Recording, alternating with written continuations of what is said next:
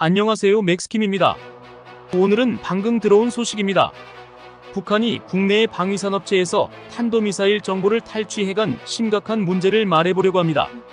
정보당국에 따르면 2016년에 한 방위업체에서 북한이 국내의 콜드론치 기술을 탈취하여 대남 대미 무기 개발에 사용했다고 합니다.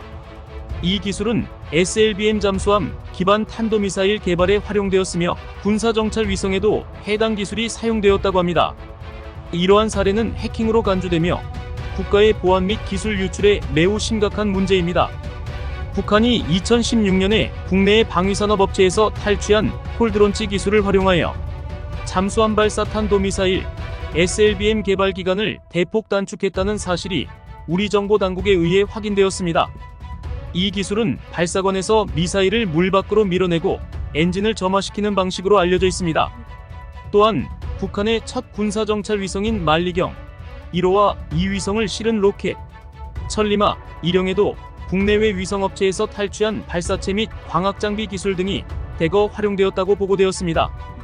이는 북한이 우리 방산업체의 기술을 대남, 대미 핵심 전략 무기에 적용한 첫 사례로 정보당국의 판단이라고 합니다. 이러한 사례는 우리의 국가안보와 기술 유출에 매우 심각한 위협을 미치는 사안이므로 주의해야 합니다. 26일 국가정보원 등에 따르면 정부는 북한이 국내외 조선 및 위성업체에서 탈취한 기술들을 탄도미사일과 정찰위성 개발에 다수 활용한 것으로 판단하고 있습니다. 2016년 4월과 8월에 북한은 대우조선해양을 해킹하여 1 내지 3급 군사기밀 60여 건과 4만 건의 내부 자료를 탈취한 사례가 있었습니다. 그 당시 북한은 이지스함 및 잠수함과 관련된 일부 기술, 한국 형수직 발사기 KVLS 설계도뿐만 아니라 콜드론치 관련 기술까지 탈취한 것으로 알려져 있습니다. 정보당국은 KVLS와 관련된 핵심 기술이 북한의 SLBM 개발에 직접적으로 활용되었다고 판단하고 있습니다. 이러한 사례는 우리의 국가안보와 기술 보호에 매우 중대한 문제로 인식되고 있습니다. 2015년 5월, 북한은 잠수함 발사 탄도미사일 SLBM인 북극성을 처음으로 세상에 공개하였습니다.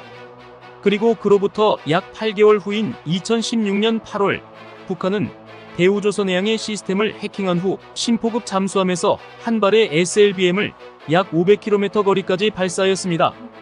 이후 2019년에는 북한은 바지선에서 북극성-3형이라는 SLBM 발사하였고 이를 계기로 북극성-4, 북극성-5 등의 대형 SLBM 3개 기종의 완성된 모형을 열병식 등의 행사에서 세간에 공개하였습니다. 한 정부 관계자는 북한이 우리나라의 잠수함 기술을 활용하여 SLBM의 성능을 향상시키고 다양한 기종을 개발하고 있다고 보고 있다라고 밝혔습니다. 이러한 사실은 북한이 해킹을 통해 얻은 정보를 바탕으로 군사력을 강화하고 있는 것으로 보입니다. 최근 김정은 북한 국무위원장이 새로운 지시를 내린 것으로 확인되었습니다. 이는 외교 전략과 첨단 기술 획득을 위한 해킹과 관련된 지시일 가능성이 크다는 것이 우리 당국의 판단으로 전해졌습니다. 북한 기술 획득 후 SLBM 개량 시험. 다음 목표는 핵잠수함 가능성. 북한이 콜드론치 기술을 획득한 것으로 보이며 올해 들어서는 북한의 악성 코드 유포가 더욱 활발해진 것으로 파악되었습니다. 김정은 남한 총선 앞두고 새 지시 발표, 선거 시스템 해킹 등의 시도 가능성도 제기되고 있습니다. 해킹은 북한 무기 개발의 필수적인 요소였다. 라는 의견이 제기되고 있습니다. 이는 북한이 해킹을 통해 필요한 기술을 획득하고 그를 바탕으로 무기를 개발하고 있는 현상을 보여주는 것입니다. 정부의 한 고위급 소식통은 최근 북한이 사이버 해킹을 통해 우리나라의 방산 기업들의 기술을 탈취하여 그것을 전략, 무기 개발에 적극 활용하고 있다고 평가하였습니다. 북한은 대북 제재가 장기화되면서 심각한 경제적 어려움에 직면해 자체적인 기술 개발이 어려워진 상황입니다. 더불어 중국이나 러시아와 같은 친북국들이 기술 전달을 어렵게 만드는 장벽을 세우면서 한미를 겨냥한 전략 무기 개발의 길이 더욱 막힌 상황이었습니다. 이러한 상황에서 해킹을 통한 기술 탈취는 북한에게 국면 돌파의 한 수단이 되었다는 것입니다. 정보당국은 북한이 이러한 해킹을 저비용 고효율의 수단으로 인식하고 이를 통해 전략 무기 개발 및 업그레이드에 집중적으로 활용하고 있다고 보고 있습니다. 이는 북한의 기술 탈취와 무기 개발 전략에 대한 우리나라 당국의 주의 깊은 관찰과 분석을 요구하는 상황입니다. 해킹을 통한 기술 획득 후 SLBM을 500km까지 발사. 국정원의 정보에 따르면 북한이 우리방산 업체의 기술을 통해 핵심 전략 무기를 개선한 대표적인 예가 SLBM입니다. 한미정보당국이 처음으로 북한의 SLBM 개발 가능성을 정보자산으로 포착한 것은 2014년이었습니다. 그해 7월 미국의 정찰 위성은 심포급 2000톤 잠수함 함교에서 러시아의 골프급 잠수함 SLBM 발사관과 유사한 장치를 발견하였습니다. 그리고 북한은 이어서 다음 해인 2015년 5월에 콜드론치 기술인 수중 사출을 이용해 SLBM인 북극성을 성공적으로 발사했다고 주장하였습니다. 북한의 SLBM 기술이 크게 발전한 것은 2016년으로 파악되고 있습니다. 해당 연도 4월에는 고체 추진 SLBM을 발사하여 30km를 날아갔고 그 같은 해 8월에는 더욱 대형화된 SLBM을 성공적으로 발사하였습니다. 이 8월에 발사된 SLBM은 500km를 날아갔습니다. 벌어진 일들을 종합해보면 2016년 4월과 8월에 북한이 대우조선해양을 해킹하여 KVLS 설계도와 콜드 론치 기술 등을 탈취하였다는 사실이 알려졌습니다. 이러한 사실들을 고려할 때 북한이 같은 해에 탈취한 기술을 바로 적용하여 SLBM의 성능을 크게 향상시켰을 가능성이 높다는 점을 주목할 필요가 있습니다. 5년 후인 2021년 10월 북한은 바지선이 아닌 잠수함에서 SLBM을 발사하는 데 성공하였습니다.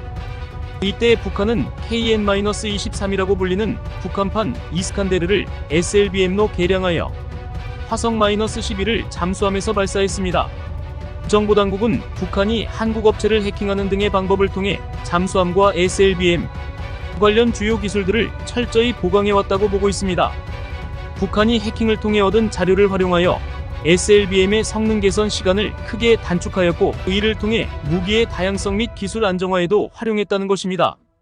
이러한 사항들은 북한의 무기 개발 전략에 대해 우리나라 당국이 더욱 주의 깊게 살펴보아야 하는 이유를 제공합니다.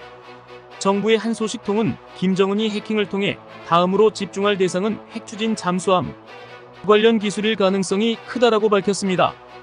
이미 북한은 2021년에 소형 원자로 개발에 필수적인 한국원자력연구원을 해킹한 적이 있습니다. 이는 핵추진 잠수함 개발에 중추적인 역할을 하는 기관입니다. 또한 지난달 김정은 위원장은 핵잠수함 건조 사업에 관한 중요한 결정을 내렸다고 발표하였습니다. 이러한 사항들은 북한이 핵추진 잠수함 관련 기술에 대한 해킹 활동을 강화할 가능성을 시사하고 있습니다. 이에 대한 철저한 대비와 대응이 필요합니다. 북한이 악성코드 유포를 확대. 우리나라 정보당국에 따르면 북한이 배포한 악성코드의 양이 올해 들어서 크게 증가하였습니다. 한 정부 관계자는 한국을 대상으로 한 악성코드 배포 시도가 가장 많지만 북한은 다른 국가들에 대해서도 전방위적으로 공격하고 있다라고 말하였습니다. 실제로 지난달 독일의 사이버 보안 회사 DCSO는 인터넷에 퍼져 있는 악성 코드를 분석한 결과 북한의 해커 그룹이 러시아 정부의 내부 정보를 탈취하려는 시도를 감지하였다고 발표하였습니다.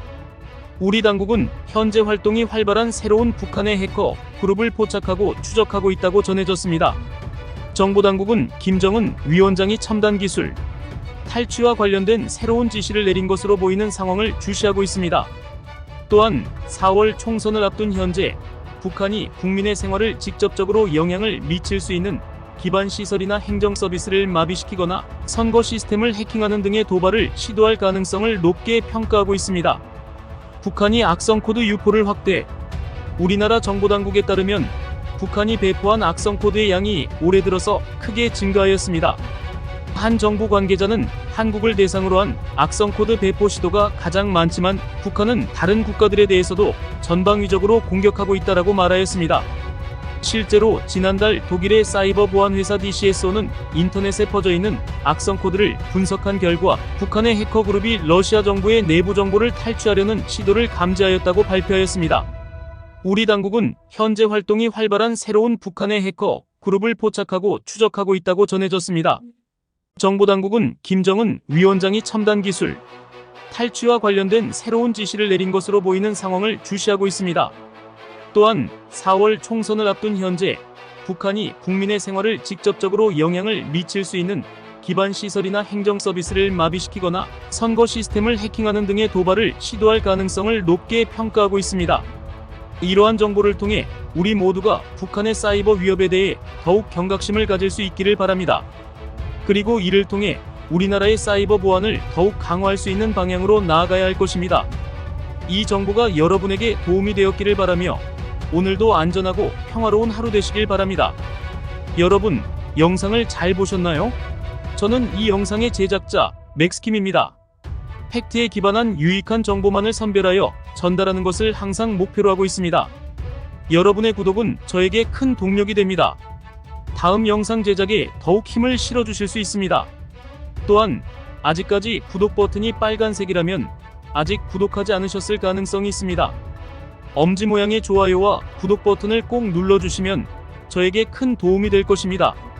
감사합니다.